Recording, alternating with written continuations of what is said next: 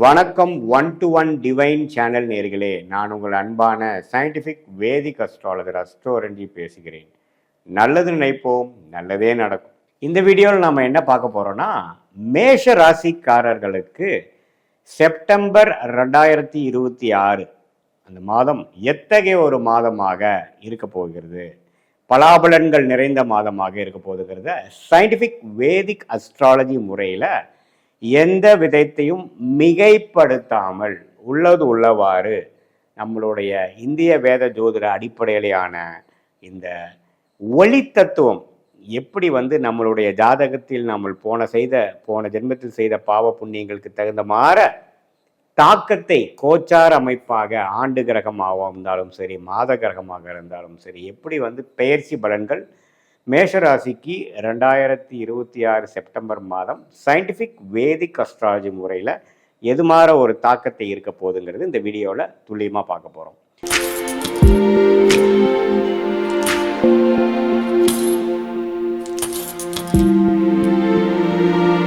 இப்போ பாருங்க, மேஷராசிக்கு ஆண்டு கிரகமாகிய சனி 12ஆம் இடத்திலிருந்து விரய சனியாக கொடுத்திருக்கிறார். ஆனால் அதில் ஒரு நல்ல விஷயம் என்னென்னா, ஜூன் 2026 குருவின் பார்வை பெற்று அந்த விரயம் சுப விரயமாக ஒரு அலைச்சல், ஒரு நல்ல விஷயத்துக்காக அலைவது, ஒரு வாழ்க்கையில் கொஞ்சம் யூஸ்ஃபுல்லாக இருக்கிற மாதிரி, ப்ரொடக்டிவாக இருக்கிற மாதிரி, உபயோகமாக இருப்பதற்காக சில செலவிடுதல், நேரத்தை செலவிடுதல், அலைதல், நம்ம ஒரு இடம் விட்டு ஒரு இடம் போய் பல விஷயத்தை பார்த்து செய்து சமய விரயங்கள், பொருள் விரயங்களை செய்யக்கூடிய அமைப்பு, இன்வெஸ்ட்மெண்ட் பண்ணக்கூடிய அமைப்புகள், இது எல்லாமே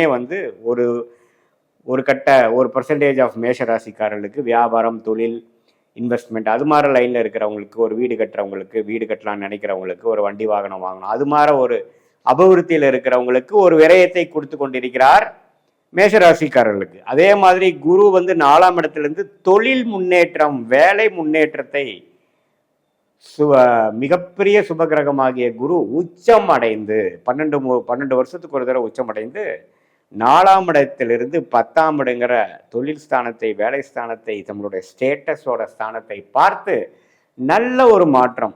ஏன் நம்ம இப்படியே ஒரு இடத்துல ஸ்டக்காகி இருக்கோம், ஏன் நம்ம இது பண்ணக்கூடாது, நமக்கு ஏன் இது மாதிரி ஒரு லைஃப்பை நாமளே காம்ப்ரமைஸ் பண்ணணும் அப்படிங்கிற மாதிரி உணர்வுகளை நாமளே புரிந்து கொண்டு அதுக்கு தகுந்த மாதிரி சில உத்வேகமான எண்ணங்கள், அதுக்கு தகுந்த மாதிரி உத்வேகமான செயல் திட்டங்களை செய்யக்கூடிய ஒரு அற்புதமான ஒரு காலகட்டத்துக்கு வேணுங்கிற ஒரு குருவும் நமக்கு சாதகமாக இருக்கிறது. அதே மாதிரி ராகு 11ஆம் இடத்திலிருந்து, கேது 5ஆம் இடத்திலிருந்து நிறைய லாப நோக்குகள், பிற மொழிகள், பிற சூழ்நிலைகள், பிற இடங்கள் தகுந்த மாதிரி ஒரு போக்குவரத்து, சில தொடர்புகள் மூலமாக சில விஷயங்கள் நம்ம மாறி ஜெயிக்கலாம், சில விஷயங்கள் உத்வேகமாக செய்யலாம் அப்படிங்கிற மாதிரி பல நன்மைகளை குடிக்கக்கூடிய அந்த கோச்சார அமைப்போட மாத கிரகமாகிய ராசி அதிபதி செவ்வாய் மாசத்தோட ஃபர்ஸ்ட் ஹாஃப்ல மிதுனத்திலிருந்து சூரிய, புதன், கேது எல்லாமே பார்த்தீங்கன்னா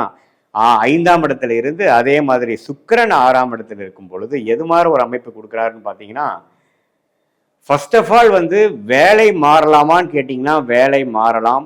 நல்ல ஒரு விஷயத்துக்காக தான் இந்த விஷயம் வருது, நல்ல முன்னேற்றத்துக்கான ஒரு அடித்தளமாக இருக்கிறது அப்படிங்கிறது தெரிஞ்சுக்கணும்.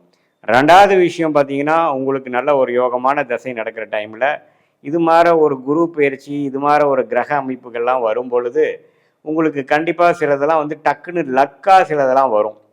அந்த மிராக்கிள் மாதிரி சில விஷயத்தை வருவதை நீங்கள் யூஸ் பண்ணிக்கிட்டு வேலை மாறுவது, தொழில் ஸ்டார்ட் பண்ணுறது, திடீர்னு ஒரு ஐடியா கிடைக்கும் நமக்கு.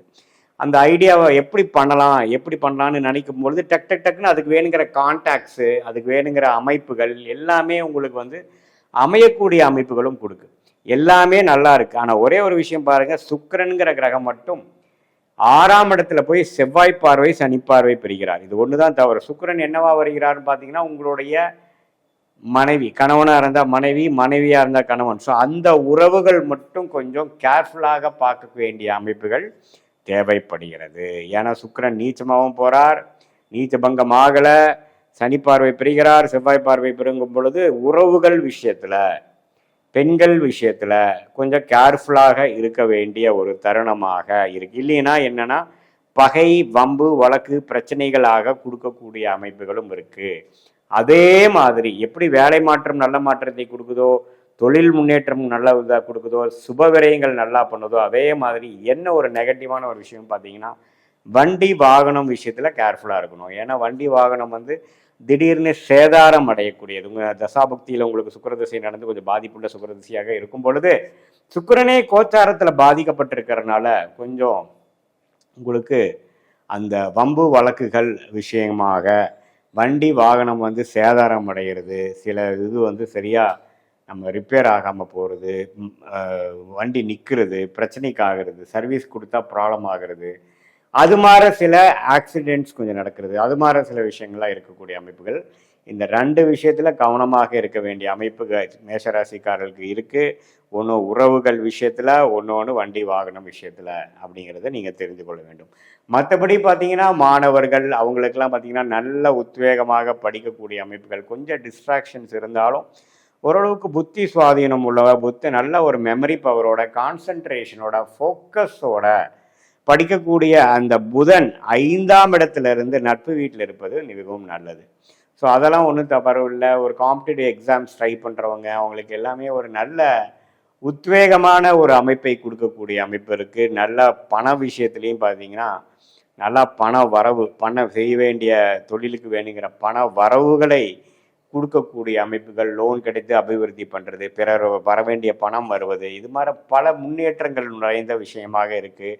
இடம், வீடு, வண்டி வாகன விஷயத்தில் திடீர்னு ஒன்று அமையிறது, அது மாதிரியா அமைப்புகளும் கண்டிப்பாக இருக்குது. தாயாரின் உறவு, தாயாரின் உடல்நிலையெல்லாம் கொஞ்சம் மேம்படுவது, அது மாதிரி விஷயங்கள் பாசிட்டிவான விஷயங்கள்லாம் கண்டிப்பாக இருக்குது. இதில் சீனியர் சிட்டிசன் குறிப்பாக பார்த்தீங்கன்னா அம்மையார்கள், லேடிஸ் பார்த்தீங்கன்னா கொஞ்சம் அந்த ஹெல்த் ரிலேட்டடாக அவங்களுடைய அந்த மென்ஸ்ட்ருவல் சைக்கிள் பீரியட்ஸ் அது மாதிரி விஷயத்துலாம் கொஞ்சம் சிக்கல்கள் வரக்கூடிய, நோய்த்தன்மைகள் வரக்கூடிய அமைப்புகள் கண்டிப்பாக உண்டு.